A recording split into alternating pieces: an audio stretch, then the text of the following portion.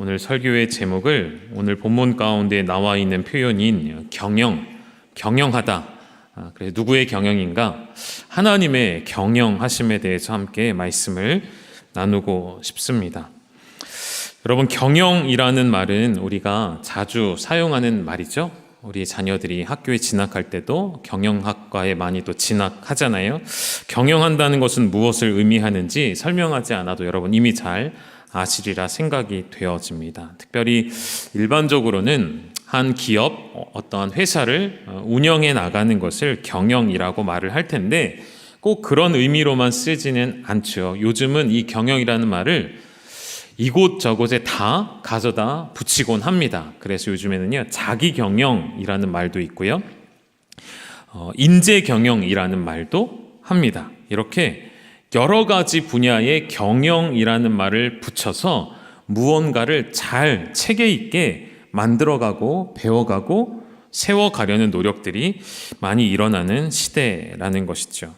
영어로는 이 경영을 보통은 매니지먼트라는 말을 사용합니다. 매니지먼트라는 말은 라틴어에서 온 단어인데요. 라틴어를 보면 이렇게 쉽게 생각하시면 될 것 같아요. 사람의 손으로 하는 일들 중에 참 어렵고 힘든 일들이 있는데 하나님이 사람에게 놀라운 능력을 주셨잖아요. 그래서 사람의 손이 닿는 곳마다 놀라운 변화들이 일어나죠. 그런 의미를 담아서 라틴어에서는요, 마네기아레라는 말이 있습니다. 이 말을 좀 직역하면 사람의 손으로 야생말 있죠, 여러분. 야생마가 얼마나 거칠고 얼마나 힘이 셉니까? 그런데 그 말이 사람이 손이 닿으면 어떻게 될까요? 온순해지죠. 달라지죠. 사람의 손에 붙잡히면 훈련이 되어지고 길들여져서 사람에게 유용한 도구가 되어지는 것처럼 경영이라는 말이 이렇게 시작됐다는 것이죠. 그래서 그런 생각을 좀 해봅니다. 사람의 손이라는 것이 참 위대하고 놀랍구나. 여러분 한번 손을 보시겠습니까? 여러분의 그 두 손은 아무런 손이나라고 말할 수 있는 게 아니에요. 그냥 손이 아니에요. 여러분의 손에는 놀라운 능력이 있습니다. 네, 아멘 꼭 안 하셔도 괜찮아요. 괜찮고요. 이 손으로 할 수 있는 무궁무진한 일들이 있다는 것을 생각을 해보기도 했습니다. 라틴어 아까 읽어드렸던 말씀해드렸던 마네기아레라는 단어는 그 라틴어에 손이라고 하는 마누스라는 단어가 있고요. 그 단어에서 또 파생되어서 만들어진 단어이기도 하다는 것이죠. 제가 무엇을 오늘 말하고 싶은지 이미 결론을 다 말씀드린 것입니다. 하물며 인간의 손도 이렇게 위대하고 놀랍고 무언가를 만들어내는 그 섬세한 일들을 너무나도 잘 하는데 오늘 본문에 누구의 손에 관한 이야기가 등장하냐면 누구의 손이 나오죠? 여호와의 손, 하나님의 손에 관한 이야기가 나오는 본문이기 때문입니다. 질문 하나 드릴까요? 여러분, 누가 우리를 경영하고 계실까요? 이미 답은 정해져 있죠. 여러분, 경영은 누가 하는 것입니까? 내가 하는 것이 아니라 하나님께서 우리를 경영하십니다. 하나님께서 온 우주를 경영하십니다. 믿으십니까? 하나님께서 이 나라를 경영하십니다. 믿으십니까? 온 우주 만물을 경영하신 하나님이 어찌 내 인생 하나를 경영하지 못하시겠습니까? 하나님은 우리를 경영하십니다. 우리 옆에 있는 분들과 한번 이렇게 고백해 주실까요? 하나님께서 당신을 경영하십니다. 한번 고백해 주시죠. 하나님께서 우리를 경영하신다에 대한 반응은 딱 한 가지이면 됩니다. 뭘까요? 뭐 하면 될까요? 하나님께서 우리를 경영하신대요. 거기에 반응하는 우리의 자세는 뭐여야 될까요? 딱 한 가지. 그쵸? 순종하는 것, 조금 더 바꿔 말하면 맡겨드리는 것입니다. 여러분, 수많은 회사들이요, 그 규모가 커지면 스스로 운영하는 것을 버거워합니다. 그래서 뭘 두냐면, 들어보셨습니까? 전문 경영인을 두죠. 전문 경영인. 회사를 체계적으로 회사가 더 발전해 갈 수 있도록 전문 경영인들을 두고 회사를 관리해 가기 시작하죠. 여러분, 세상 사람들도 지혜가 축적이 되어지고 지식이 축적되다 보니까 요즘 우리 세대가 그렇지 않습니까? 수백 년 전의 세대와는 비교할 수 없는 지식의 발전의 속도는 어마어마하죠. 왜냐하면 그 지식들이 계속 축적되어 오기 때문인 것이죠. 책을 통해서, 그리고 이제는 수많은 영상을 통해서도 지식을 쉽게 축적할 수 있습니다. 수천 년에 지나온 역사를 짧게 몇 시간 이내에 훑어볼 수도 있을 만큼의 요약되어져 있는 그런 능력들, 지식의 축적들이 쌓이고 쌓이면 인간은 나날이 발전해서 실수하지 않아야 될 것 같은데, 인간은 그래서 자신의 연약함을 알기 때문에 전문 경영인을 두는데, 여러분, 하물며 우리는 우리의 인생 가운데 우리가 우리 자신의 최선이 아니라는 것을 알고 있으면서도 하나님을 우리의 경영자로 모시지 않고 인정하지 않을 때가 너무나도 많다는 것이죠. 오늘 이 말씀의 배경, 하나님의 경영이란 단어가 왜 나왔는지를 좀 살펴보면, 지금 이사야 선지자를 통해 하나님이 하시는 말씀들은 수많은 문 나라들, 열방들을 향한 경고의 메시지를 주고 계십니다. 그래서 오늘 여러분이 읽으신 4절의 말씀은 아수르에 관한 말씀이거든요. 그 앞뒤를 쭉 보시면요, 앞에는 바벨론에 대한 하나님의 멸망의 경고가 들어가 있고요, 아수르 나오고 그 다음에는 블레셋, 그 다음에는 모압, 여러분 성경에 있는 그대로입니다. 그 다음에는 에브라임과 다메섹, 그 다음에는 구스, 그 다음에는 애굽, 이렇게 계속해서 열방 나라들에 대한 하나님의 경고의 메시지들이 나오고 있는 중에 아수르가 북이스라엘을 멸망시키는 도구로 쓰여지죠. 그것 또한 하나님의 경영의 방법 중에 하나이셨음을 우리는 알고 있습니다. 그런데 이 아수르가 이제 욕심을 부리는 것이죠. 하나님이 허락하시지 않은 지역까지 넘어서려고 할 때에 하나님은 아수르에게 경고하시는 것입니다. 내가 너희에게 원하는 것은 여기까지, 내가 너희를 사용하는 것은 여기까지, 그 이후에는 내가 너희를 멸하리라 하시는 하나님의 계획, 하나님의 뜻, 하나님의 경영은 아수르의 생각과 달랐던 것이죠. 그래서 하나님은 오늘 그런 말씀을 이사야 선지자를 통해 하나님의 백성들에게 하고 계시다는 것이죠. 이러한 예로 좀 더 설명을 좀 유익하게 했으면 좋겠는데요. 예를 들어 여러분 가지고 계시는 스마트폰이 고장이 났다고 한번 가정을 해보실까요? 액정이 깨졌어요. 떨어뜨려서 액정이 잘 안 보여요. 그럼 어떻게 하시겠습니까? 어디로 가야 되죠? 네, 저도 갤럭시 폰을 쓰니까 여기 가깝게 금호동에 A센터가 있습니다. 저도 몇 번 이용을 해봤는데 엄청 친절하더라고요. 한 번은 공짜로 액정을 갈아주더라고요. 공짜로. 딱 한 번만 그렇게 해주시더라고요. 그리고 되게 친절하시더라고요. 너무 고맙다는 생각이 들 만큼, 물론 그 비용에 기계를 산 값에 AS 비용까지 포함이 되어 있긴 하겠지만, 우리가 핸드폰이 고장나면 바로 가서 수리기사에게 맡기겠죠. 그래서 AS 해주시는 기사분이 뭐가 문제고 뭐가 고장이 났는지를 진단하고 그것을 고쳐줄 것입니다.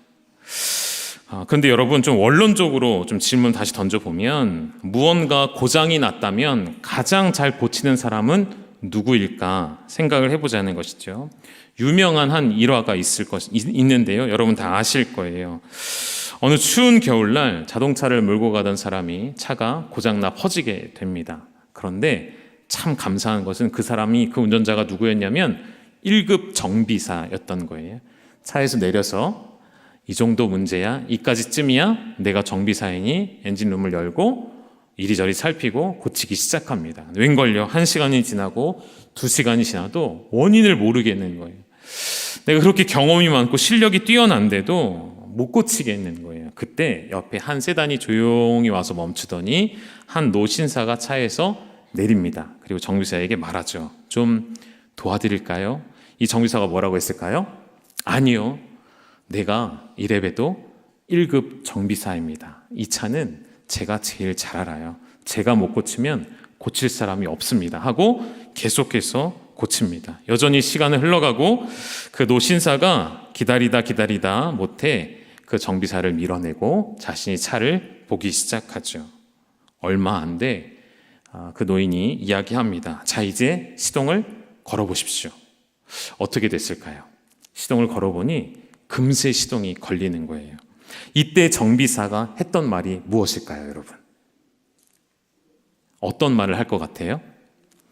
이런 질문하지 않을까요? 당신은 누구십니까? 하지 않았을까요? 당신은 누구십니까? 그 노신사가 뭐라고 답을 했을까요?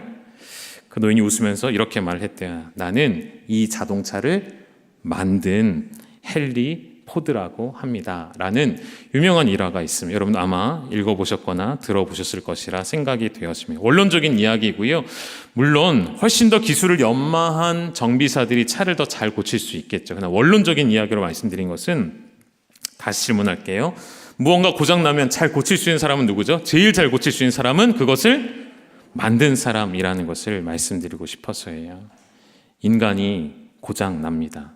인간이 병에 걸립니다. 인간이 스스로는 고칠 수 없는 죄의 질병에 빠집니다. 누가 가장 잘 고치시겠냐는 것이죠. 아까 말씀드린 것과 같아요. 세상에 수많은 지식들이 축적되고 나니까 사람들은 자신들의 지식을 뽐내기 시작합니다. 인간의 힘이면, 아까 말씀드렸죠? 우리의 이 위대한 두 손이면 못할 일이 없다고 사람들은 생각하는 것이죠. 그런데 지금 이 세상을 볼까요? 인간의 힘으로 못하는 일들이 얼마나 많습니까? 인간의 힘으로 해결할 수 없는 일들이 얼마나 많습니까? 하다못해 인간의 힘은요, 두 사람의 의견을 하나로 묶는 것도 하기가 어렵습니다. 이것이 인간의 저는 연약함이라고 말씀드리고 싶어요. 사람들이 쌓여져가는 지식 가운데 인간의 고장남을 발견하고 인간에게 자문을 구하죠. 축적된 지식의 자문을 구하죠. 이렇기 때문에 이런 반응이 나오는 것이고, 이렇기 때문에 이런 질병에 걸리는 것이고, 육신의 연약함뿐만이 아니라 마음의 질병까지도 수많은 경험들과 수많은 사람들을 통하여서 판단을 하고 통계를 내기 시작하고, 이럴 경우엔 이렇게 조치를 하는 것이 좋을 것이라 이야기를 하지만, 여러분 그것이 완전하지 않더라는 것이죠. 인간에게 그런 무궁한 능력이 있다면 지금 인류는 지금과는 비교할 수 없는 훨씬 더 놀랍고 기이한 일들을 경험하고 있지 않을까요? 오늘 분명히 우리가 짚고 넘어갔으면 좋겠습니다. 고장나버린 우리의 인생을 잘 고칠 수 있는 존재는 내가 아니고요, 우리 부모님도 아니고요, 어떠한 상담가도 아니고요, 우리의 배우자도 아니고요, 누구시라고요 여러분? 나를 창조하신 창조주 하나님이심을 믿으시기를 소망합니다. 그 프로페셔널한 어부들이 물고기를 못 잡을 때, 물고기 한번 잡아보신 적 없는 것 같은 예수님이 오셔서 어떻게 하십니까? 이곳에 그물을 던지라 명하시지 않습니까? 그 어부들이 자존심이 있지, 평생을 그물을 던지던 사람들이 그 선생의 말을 듣는다는 것이 어찌 가당키나 한 일이겠습니까? 그와 같다는 것이죠. 예수님은 만왕의 왕이시기 때문에, 예수님은 하나님이시기 때문에 그분의 권위 아래 순복하고 그의 경영하심에 모든 것을 내어 맡겨드리는 것이 인간이 할 수 있는 최선의 일이라는 것이죠. 하나님은 그 누구보다도 저와 여러분에 대해서 가장 잘 알고 계십니다. 우리에게 지금 무엇이 필요한지, 우리가 지금 해결되어야 할 문제가 무엇인지 누구보다 가장 정확하게, 여러분의 가정이 어떠한 상황인지, 여러분의 마음이 어떠한지 가장 잘 알고 계신 분이시죠. 우리 교회를 가장 잘 아시는 분은 하나님이십니다. 이 교회가 해야 할 일이 무엇인지, 교회를 왜 이 땅에 세우셨는지 목적을 갖고 계신 분도 하나님이시죠. 이 나라에 복음이 들어오고 교회가 세워지고 오늘날 여기까지 오는 동안, 또한 앞으로도 이 나라를 하나님 어떻게 사용하실지 가장 잘 아시는 분은 하나님이시죠. 나라가 어지럽고 혼란스럽죠. 교회에서도 정치적 이야기 하지 말라고 하니까 굉장히 조심스럽고 더 어려우시죠. 이럴 때 우리가 해야 할 일은 하나님의 경영하심에 더욱 내어 맡겨드리는 일인 줄 저는 확신합니다. 이 나라의 하나님의 경영하심은 떠나지 않을 것입니다. 이 나라를 통하여 하나님의 경영하심이 이루어지는 것을 여러분 지켜보시고 목도하시고 또한 기도하셨으면 좋겠습니다. 오늘 본문의 말씀 24절을 다시 한번 좀 띄워주시겠습니까? 24절 말씀 우리 같이 한번 읽겠습니다. 시작. 만군의 여호와께서 맹세하여 이르시되 내가 생각한 것이 반드시 되며 내가 경영한 것을 반드시 이루리라. 아멘. 여러분, 이 말씀이 당장 아수르에 의해 고난과 환난을 당하는 이스라엘 백성들만을 위한 말씀이 아니고요. 오늘 우리에게 동일하게 주시는 메시지를 믿죠. 그렇게 믿으시죠? 그렇다면 여러분, 이 말씀의 능력을 한번 경험해 보시지 않겠습니까? 하나님 이렇게 말씀하셨어요. 내가 생각한 것은 어떻게 된다고요? 반드시 되어지고, 내가 경영한 것은 어떻게 된다고요? 반드시 이루어질 것이다 라고 하나님은 선언을 해버리셨습니다. 이사야 선지자의 입술을 통해 하나님이 온 열방 가운데 내가 원하는 뜻은 반드시 이루어질 것이다, 내가 너희에게 계획한 바는 반드시 한치의 오차도 없이 실수 없이 이루어질 것이다 라고 하나님은 약속을 주셨다는 것이죠. 여러분, 이 말씀이 구약시대에 아수르를 지배하시고 이스라엘 지배하시고 바벨론을 통치하시는 하나님의 그 경영하심은 수천 년이 지난 지금도 동일하게 나타나고 있다는 것이죠. 지금도 우리 위에 동일하게 적용되어져야 하는 것, 우리는 그 하나님의 통치 아래 머물고 있고 그 하나님의 반드시 될 것이다 라고 하시는 하나님의 생각, 하나님의 계획, 하나님의 경영을 바라보셔야겠습니다. 그래서 오늘 성경을 이 짧은 4구절을 읽으면요, 계속 반복적으로 읽으면 읽을수록 하나님께서 이 세상의 모든 나라들, 모든 사람들, 모든 피조물, 모든 것을 이루시고 경영하고 계시는 분이심을 깨닫게 되어지고, 그러면 그 하나님의 다스리심과 통치 아래 나의 인생의 문제들이 얼마나 작아지는지 모릅니다.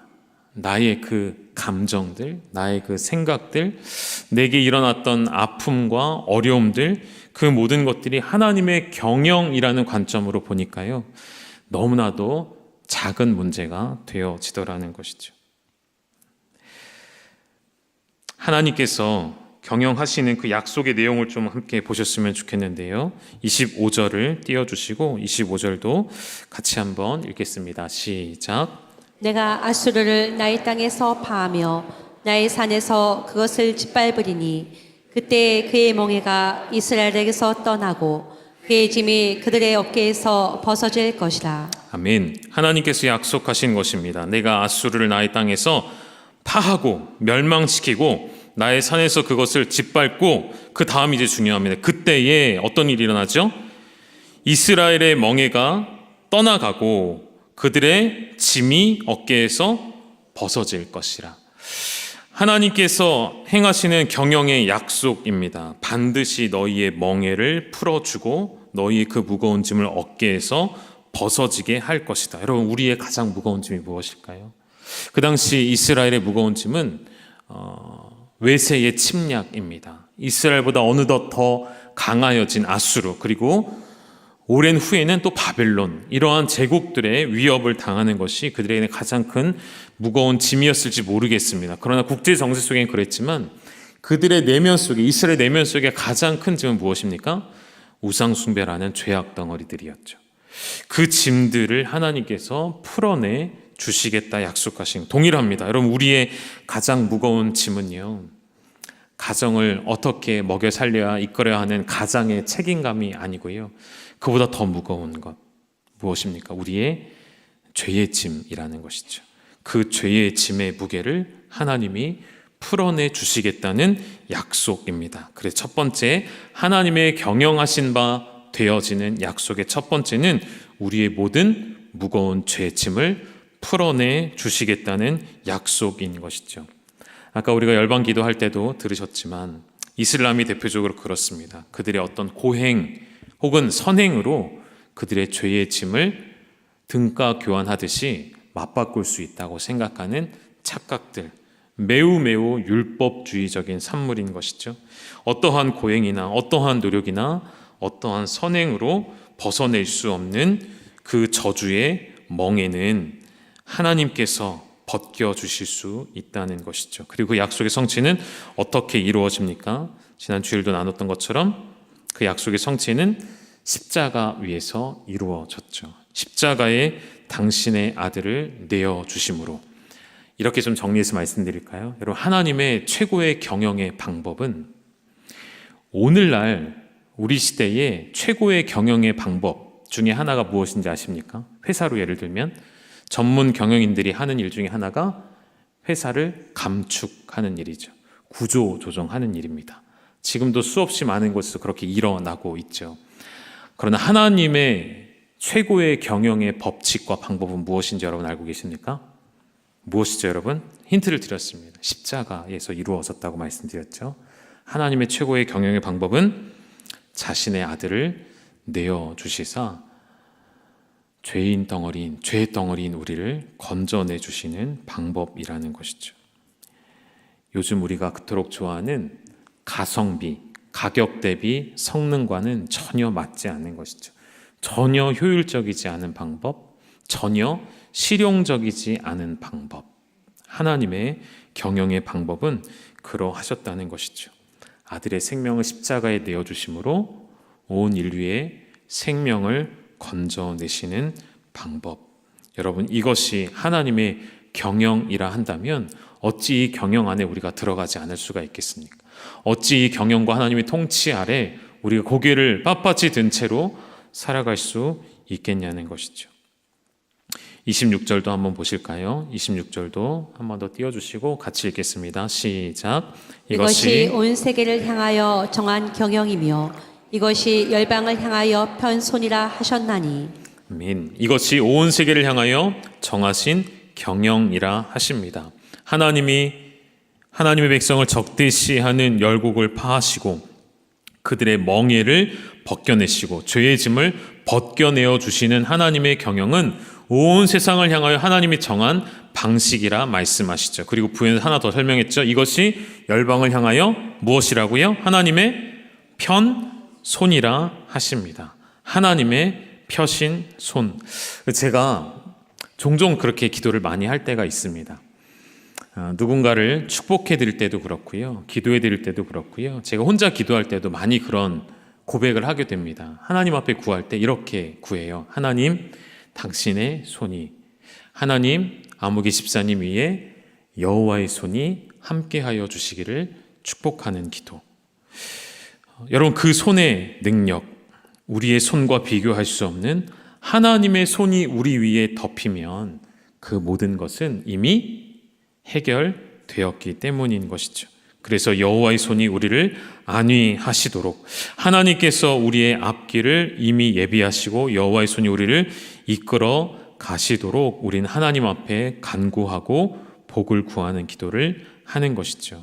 여러분, 우리가 복을 구하는 기도는 우리 앞에 놓여지는 어떤 하나하나를 얻는 것이 복이 아니라 원론적인 복을 구하는 기도가 저는 필요하다고 생각되어집니다. 그 원론적인 복이 무엇입니까? 하나님이 우리와 함께 하시는 것, 여호와의 손이 우리와 함께 하시는 것, 여호와의 손이 우리 자녀들과 함께 하시는 것. 여러분, 부모 되신 분이라면 그런 기도 하나님 앞에 드리고 있지 않습니까? 우리 교회 위에 여호와의 손이 함께 하시는 것. 여러분, 그 말은 그저 복을 구하는 것으로 끝나는 것이 아니라 하나님께서 이 교회를, 하나님께서 우리 가정을, 하나님께서 내 인생을, 하나님께서 나의 자녀의 인생을 경영하셔서, 계획하셔서 하나님의 뜻대로 인도해 갔을 때 우리 교회가, 우리 가정이, 내가, 그리고 우리 자녀들이 그 인도하심에 순복하며 나아가는 데까지 우리는 기도해야 한다는 것이죠. 죄를 붙잡고 죄와 함께 살아가면 우리는 저주 가운데 살아갈 수밖에 없지만 십자가를 바라보고 그 위에 나타내 주신 하나님의 경영하심을 바라보면 반드시 우리에게 하나님은 생명 주시고 더 풍성한 생명으로 인도하실 것입니다. 이것은 저의 이야기가 아니라 하나님이 약속하신 바이고 조금 전에 여러분 읽으신 대로 하나님의 생각은 반드시 되어질 것이라 약속하셨기 때문인 것이죠. 그래서 여러분, 하나님의 경영의 출발점은 온 인류의, 온 백성의 죄의 문제를 해결하시는 것으로부터 시작이 되어집니다. 하나님이 그 죄의 문제를 해결하심으로 나의 경영함이 이러하다라고 온 만방에, 온 열방에 하나님은 선언을 하셨던 것이죠. 또 한 가지 하나님의 경영하시는 약속은 고통의 멍에를 매지 않게 하신다는 약속이셨는데요. 27절 우리 다시 한번 읽도록 하겠습니다. 27절 시작. 만군의 여호와께서 경영하셨은즉 누가 능히 그것을 패하며 그의 손을 펴셨은즉 누가 능히 그것을 돌이키랴. 아멘. 이 말씀을 잘 보십시오. 하나님께서 경영하시면 누가 감히 그것을 패하겠습니까? 하나님이 손을 펴셨는데 누가 능히 그것을 돌이키겠습니까? 다시 말하면 하나님의 경영하시는 것, 하나님이 패하신 것, 하나님의 손을 펴셔서 구원하신 그 모든 것은 그 누구도 대적할 수 없음을 말씀하십니다. 우리를 구원하시는 하나님의 능력, 결코 하나님은 한 번 택한 자들을 포기하지 않으신다는 것이죠.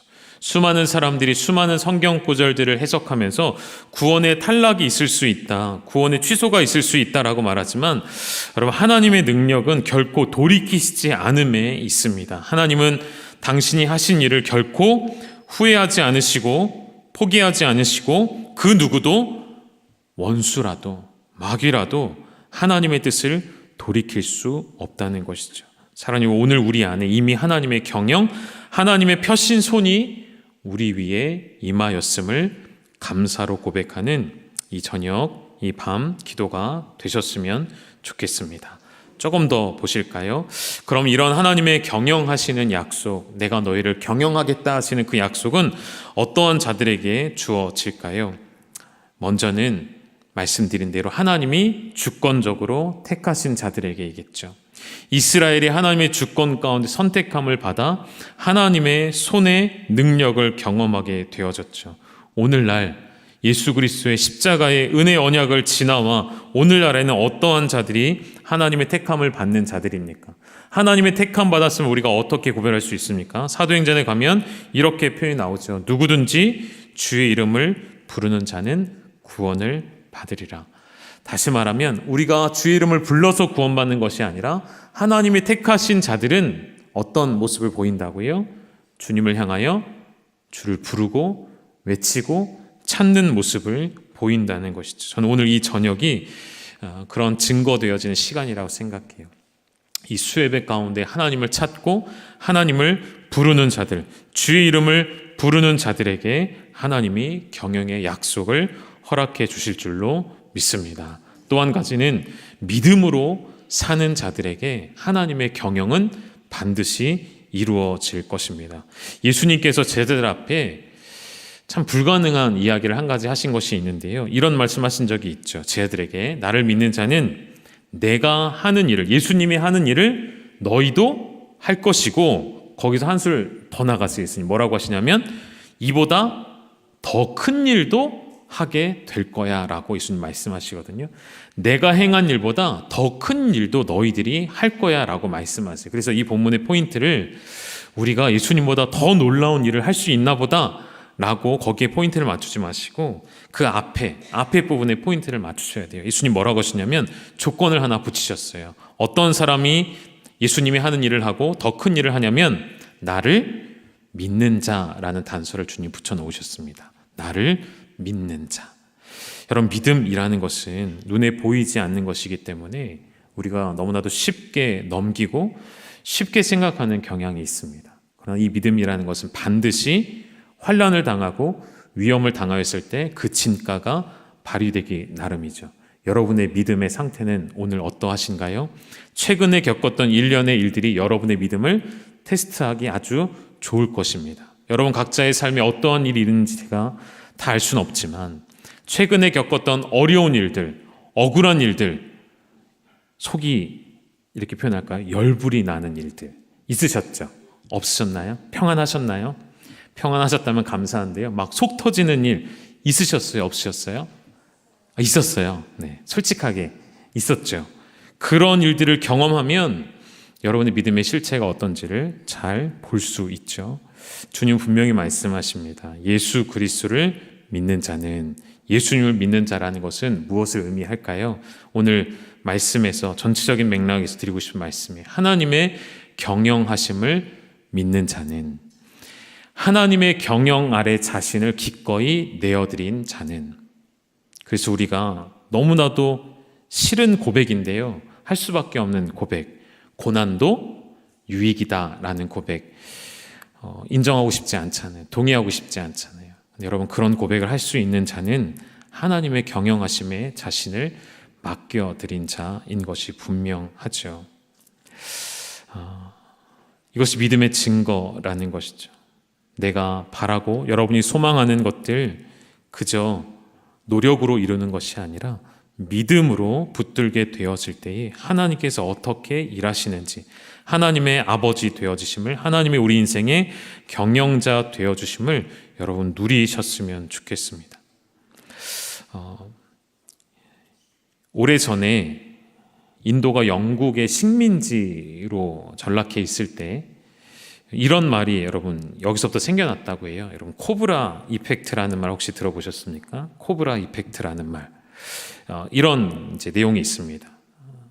영국이 인도를 식민지화해서 지배하고 있을 때에 인도에 그렇게 코브라들이 많았대요. 실제로 독사들이 너무 많아서 사람들이 코브라에 너무 많이 물리는 거예요. 그래서 나라에서 이런 아이디어를 냈답니다. 코브라의 머리를 가져오면 상금을 주는 거예요. 포상금을 주는 거예요. 그랬더니 사람들이, 뱀이 무서워 피하던 사람들이 이제는 뱀을 잡기 위해 혈안이 됐대요. 너도 나도 할 것 없이 코브라의 머리를 가져오는데, 문제는 이 일들이 계속 반복되다 보면 코브라가 좀 줄어들어야 되는데 오히려 코브라는 계속 잡아오는데 인명피해도 같이 늘어가더래요. 왜 이런 일이 일어날까 하고 관계자들이 조사를 해봤대요. 포상금을 받아가는 사람들의 뒤를 밟아 조사하기 시작했더니 어떤 일이 일었을까요? 정말 사람의 머리는 뛰어난 것 같아요. 곳곳에, 인도 곳곳에 코브라 농장이 만들어져 있었대요. 거기서 코브라를 사육해서 머리만 따서 정부에 갖다 주는 거예요. 보상금 받아오고 또 그 돈으로 코브라 사오고 농장을 만들어서 코브라를 아예 사육을 하고 있었더랍니다. 그래서 코브라 이펙트라는 말이 뭐냐면요, 인간이 어떤 문제를 해결하기 위해 대책을 마련하죠. 그런데 그 대책이 또 다른 문제를 낳고 오히려 더 심각한 상황에 이르게 되는 현상을 코브라 이펙트라고 말을 한다는 것이죠. 제가 드리고 싶은 말씀은, 우리의 지혜가 수천 년을 지나오면서 인간의 지혜가 정말 끝을 알 수 없을 정도로 발전해 왔죠. 요즘 기술력을 보십시오. 얼마나 놀랍습니까? 얼마나 위대합니까? 그러나 수천 년 동안 쌓아져 왔던 지식도 완전하지 않다는 것이죠. 사람의 그 어떠한 대안, 생명을 조금 더 늘리고자 하는 사람들의 방법들, 조금 더 편하게 살고자 하는 사람들의 노력들, 이런 그 모든 것이 완전하지 않다는 것이죠. 우리의 인생, 잠시 후의 일도 예상하지 못하는 우리가 어찌 영원한 삶을 예비할 수 있고 어찌 영원한 삶을 대비할 수 있겠습니까? 우리가 준비하는 모든 인간적인 대안들과 대책들은 반드시 또 다른 문제를 낳습니다. 오늘 예배의 자리에 나오신 여러분께 드리고 싶은 메시지입니다. 우리의 삶에 일어나는 수많은 일들에 나의 지혜와 지식으로 대처하지 마시고 하나님의 경영하심의 뜻을 따라 하나님께 내어 맡겨 드리셨으면 좋겠습니다. 구체적으로 이렇게 하십시오 라고 말씀드리고 싶지만, 여러분 각자가 여러분의 삶에서 하나님 앞에 씨름하시며 찾아내셔야 할 것입니다. 여러분 각자의 상황에 찾아온 문제들 앞에 여러분의 지혜인지 하나님의 경영의 방식인지 여러분이 분별하시고 여러분이 구별해내시고 여러분이 하나님의 그 경영하심에 선택하는 그런 믿음을 나타내셨으면 좋겠습니다.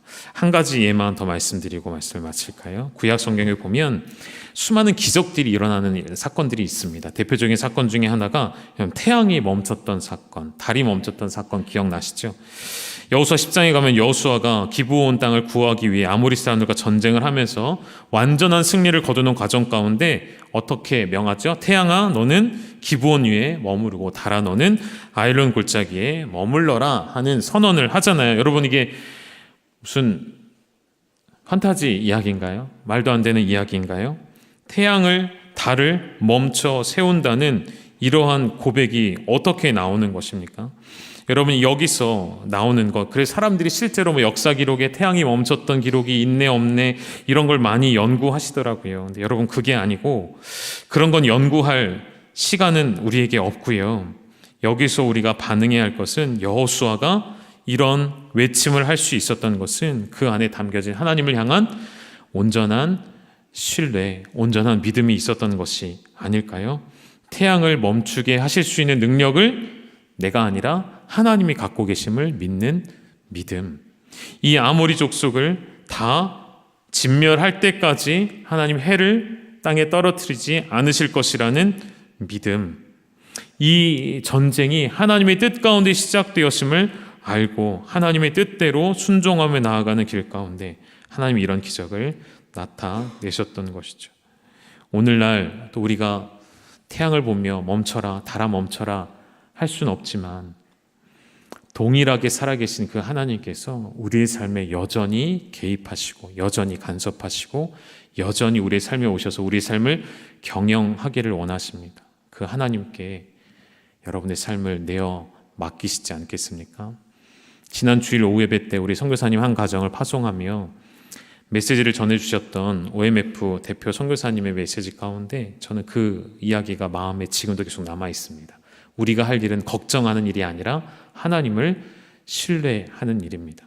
우리에게 남겨진 일은 걱정하고 염려하는 일이 아니라 하나님을 신뢰하는 일이라는 그 메시지와 같이 우리의 삶을 능히 경영하실 그 하나님께 우리의 삶을 능히 내어 맡겨드리시는 저와 여러분의 삶이 될 수 있기를 간절히 소망합니다.